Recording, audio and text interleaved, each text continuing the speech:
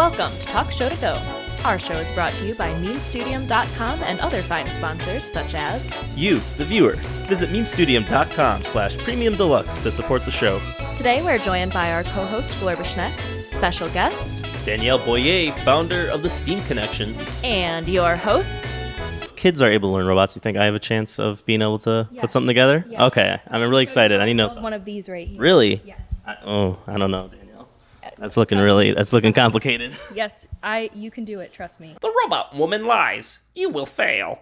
So this right here is our main classroom. Okay. And is my favorite room in the entire world. Can you tell me a little bit about Toilet Bot here? Yeah, this is my toilet paper tube robot that I made at the beginning of the pandemic so that kids knew about overbuying and what happens when yeah.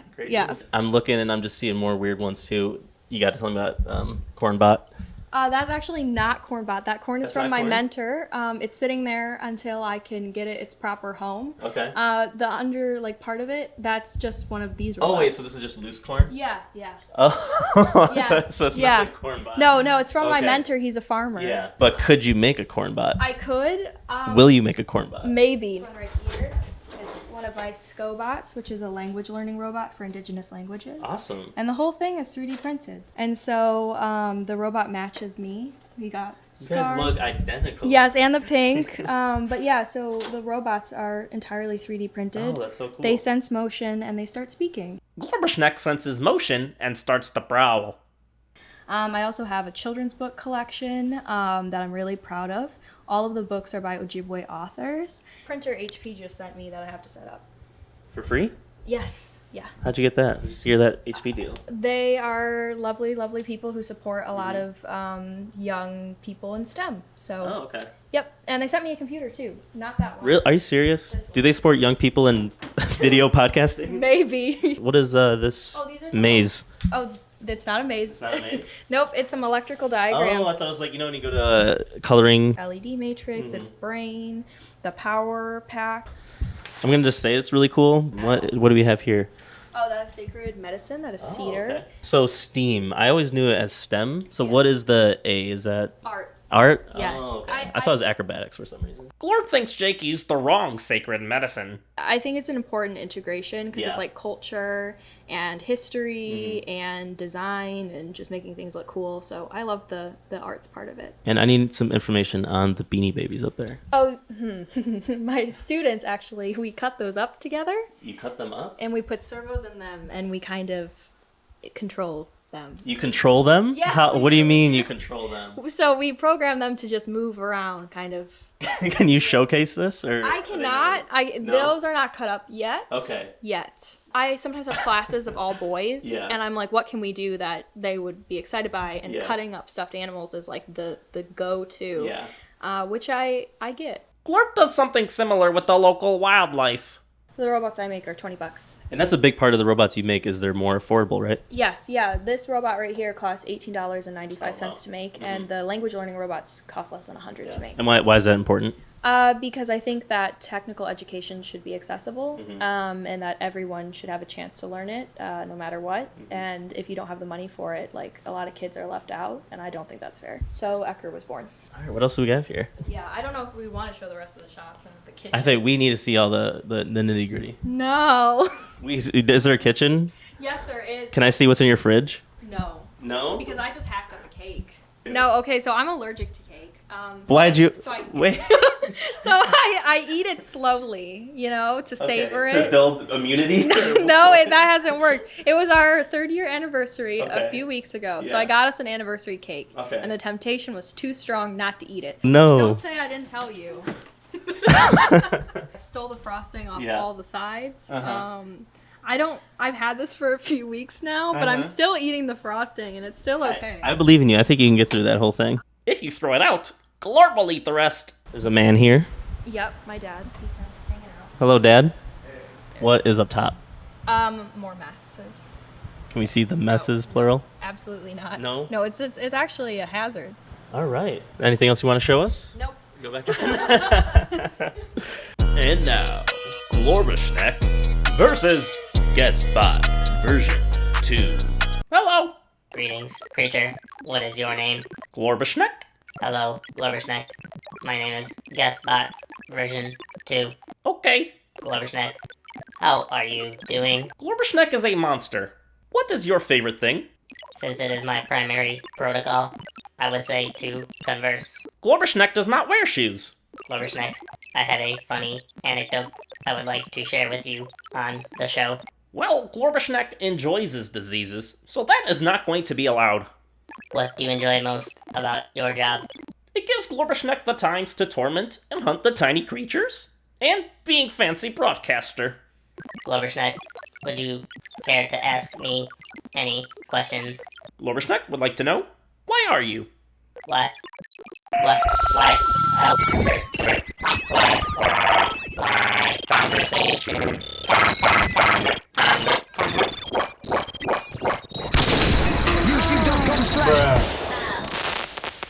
Okay, goodbye there.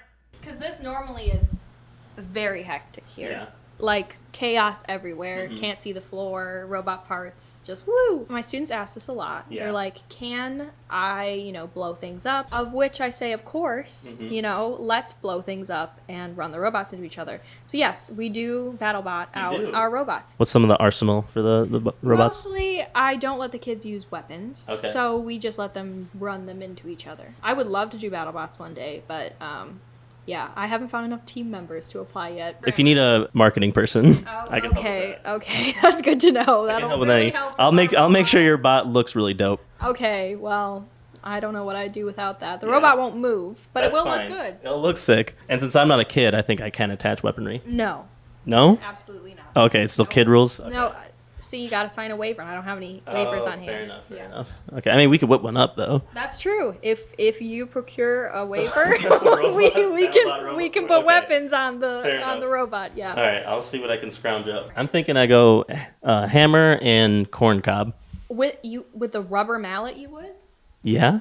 I Is think that not a good strat? no. See, this is why I'm the marketing guy. That's why you need a soldering iron. You get it really hot, and Uh-huh. then you just wait, and then Oh, okay. I have it thought out. Well, if I attach the corn on top of my robot, It's gonna scare it's going to people. pop, and that's going to distract your robot. Well- Because there's going to be popcorn everywhere. Yeah, not all corn works like that, for sure. I almost set an airport on fire. An airport? Are you serious? You know how they I say? didn't know this story. Yeah, so you know how they say don't bring lithium-ion batteries Yeah. on the plane. There's a reason for that. I brought 3. Oh, no. I did, and so they have leads out of the batteries, right? Yes. And I knew, like, don't let those leads touch Right. because then it's going to, the electrons in the battery have nowhere to go, so they run into each other. Uh-huh. And so I was kind of like, oh, I'll tape them down. It'll Mm-hmm. be fine. I put the 3 of them into my bag, and I was in the security line. I put my hand in, and it was hot. Oh. And I was like, In security line? in the security line, I was like, oh my God. Yeah. I touch it, and I ended up getting acid burns from them because you the serious? battery started to melt. And so I took them and I started chucking them into a trash can. Yeah. I could have started a trash can fire. Yeah. I don't know. I left after that. Uh-huh. But acid leaked through the entire bag. I had to throw Oh my away. God. I was so suspect. I had to Yeah. throw away my bag at the Are you airport. serious? Support the show and gain access to additional content on Talk Show To Go Premium Deluxe. Check out full interviews, behind-the-scenes content, additional memes, and more. Visit Memestudium.com/Premium Deluxe today or tomorrow. Whenever. Well, this is a really good sound effect. Just, Oh, there you go. So on these wheels? Yep. Okay. 3 per. And so it's like a mini tire tread, And these wheels are actually designed in a software called SolidWorks. What is that? Is that like a CAD software or It's a something? CAD software, yeah. So what do you wish more people knew about robotics? That they're not scary or intimidating, and that you can learn a lot from them. There's so much potential in that, and I think people often just see like scary robots online and they're afraid. Yeah. It's not scary, and there's ways to stop robots if we need to. There is. So you don't think robots will ever take over the world? I think as No. long as we have jammers and things, I think Okay. we'll be okay. Yeah. Which You are think? illegal to make. You by think the we'll be way. okay? So it depends on like policy. It is illegal to make a jammer. And I don't think it should be. What if a drone flies into your backyard and you can't stop it? What Yeah. do you do then? What do you do then? So I think a lot of it's down to public policy and things like that. Do you think that stuff is going to change as robotics advance? It needs to. Sooner than later. Like even drone registry and stuff isn't really enforced. So that's what I want to see is more enforcement and just more conversation about like drones, and more, when I say enforcement, I mean like community enforcement. So like, how many drones are here? Let's have a conversation about how we're using them, educating kids, and like, let's not stalk people with drones type thing. So yeah, that's like what I'm concerned about personally. Okay, I got my rubber bands on. The next thing we're going to do is we're going to work with the chassis. So the chassis is the body of the robot. See, this could be ASMR.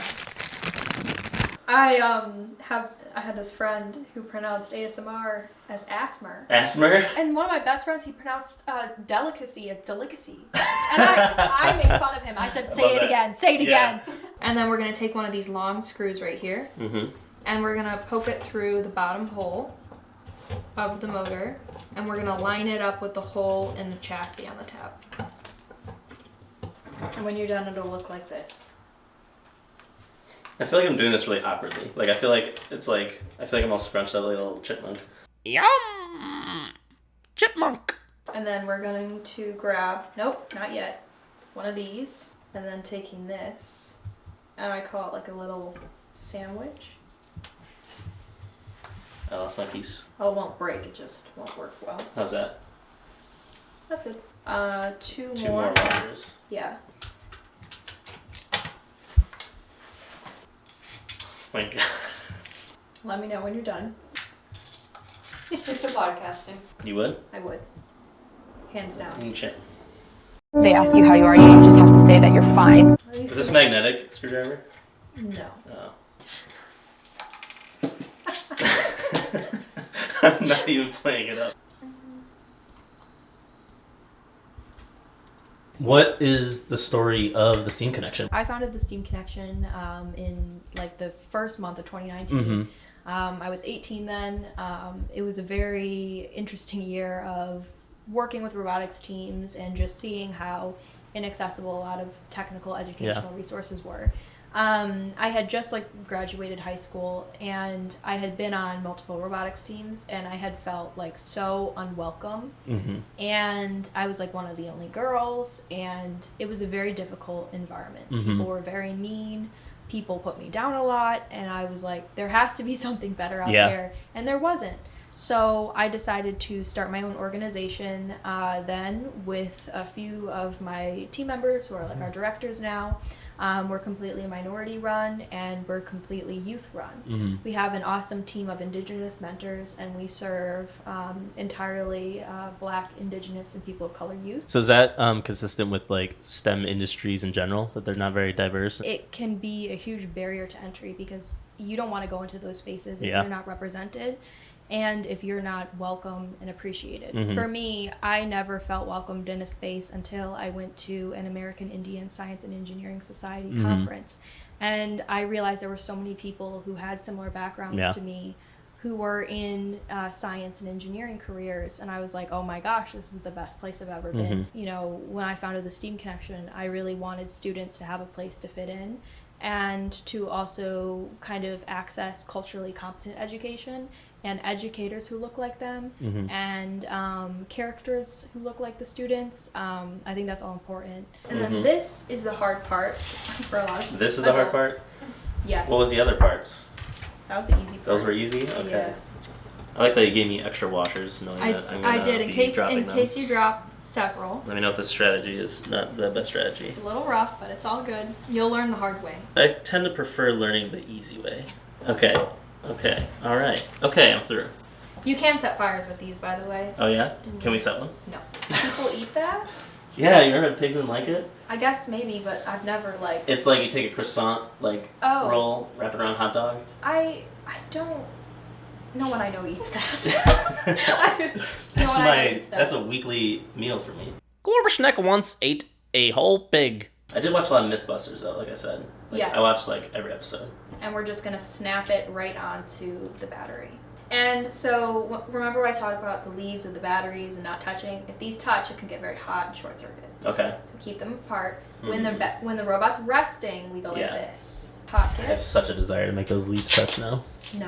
2 days ago, I was told how to measure something. Really? Yeah. You didn't know how to measure? Yeah. I think most people know how to measure too, so that's extra insulting. Not everyone. Math is a huge barrier to entry for a lot of kids. Yeah. And so I think everyone needs to be taught. Mm-hmm. But when it's used in a condescending way, Right. not cool. But yeah, genuinely some people don't know math, and that is okay. I have so much duct tape. It is my favorite thing. You ever seen the Mythbusters episode on the island? So you can grab 2 pieces. So then the next thing we're going to do is we're actually going to run it. So there's something to know about the breadboard. Okay. These 2 parts right here are separated. And then each of the, so you can see up here, this is the breadboard. The rows this way are not connected to each other, but the columns are. Yeah, I can see based on that for sure. Yeah, so we're going to take it, and it doesn't matter what order you do it in. They just need to be next to the other ones. In the same column. Column Not is row. this way.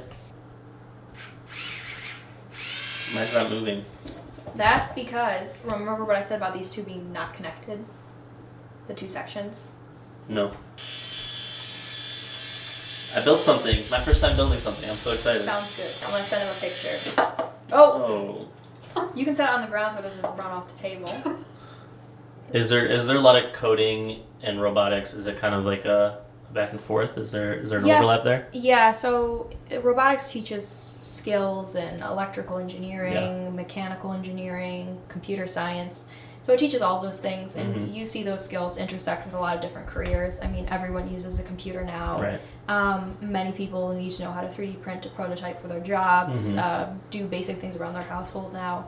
So those skills, you kind of see them everywhere, especially coding, like app design, website design. I think robots intersect with real-world applications a lot. And are we seeing stuff like that in education, or is this still a problematic area? So I think that educators are doing better of covering this, but it's not accessible for everyone. Yeah. A lot of the programs are in schools that are in wealthier areas. Yeah. And so many communities don't even have access to the internet, especially reservations. And so these robots can actually work without Wi-Fi access. So when I send the robot, I send it with a pre-programmed loop, so the robots can work immediately once they wire it. There's many resources that I think people just overlook, especially cost. People have said, like, oh my gosh, like, why don't you just sell your robots? People can afford $20. And the truth is, many people cannot afford that. And they shouldn't have to either. And so that's why we create these robots. I don't think that's something that the kids should have to pay for themselves. I think robots should be free, and technical education should be free. And preferably our donors shouldn't be paying for it. You know, the government shouldn't be paying for it. And they do fund STEM programs, but we need to do more. Even the White House has said that STEM education isn't available to all learners. And that's very, very true. So that's something that I worry about a lot. So what got you started with robotics in general? When I got to high school, I'd been helping robotics teams for years, like bring in team members and mentors and things. So I was like, it's time to learn myself. And it was a rough experience, as we talked about. And so that kind of led the path of like discovering how to invent robots, discovering like what I should do. And I didn't see myself as an inventor or an engineer or someone who engineers until a year after I designed that robot. It took a very long time because I always let people's negative words kind of get to me. And now I'm like, you know what? I build robots. I'm an inventor. It's cool. But it took a long time to get there. Where should we go? Not outside. It's too cold. We'll do it right here. Down the stairs. No. Who's calling me? Hold on. Answer it. Hey, you're on speakerphone. Oh. Hi. Hey, Oh, you pocket dialed? Say hi. Hey, there's Rob. there's a microphone up at the. You're on Talk Show to Go, Rob. Well, I guess now's as good as time as any to say that I got the resin tank. And I'm Yes. The resin tank's here. I was just talking about transparent robots. Yeah. So I'm excited. I had a transparent Game Boy when I was a kid, so that's really cool to me. All right. So. Oh, no worries. Bye, Rob. Bye. Love you, Rob. Did not care about the Game Boy at all. No. Ready? No. I'm scared. Yeah. Don't put that in. That's probably the cut that actually will make it in. Then I'll send it back. Whoa! There, grab it. Ah! I'll CGI it in. Okay. I didn't know it was that kind of production. It'll just be a JPEG. Just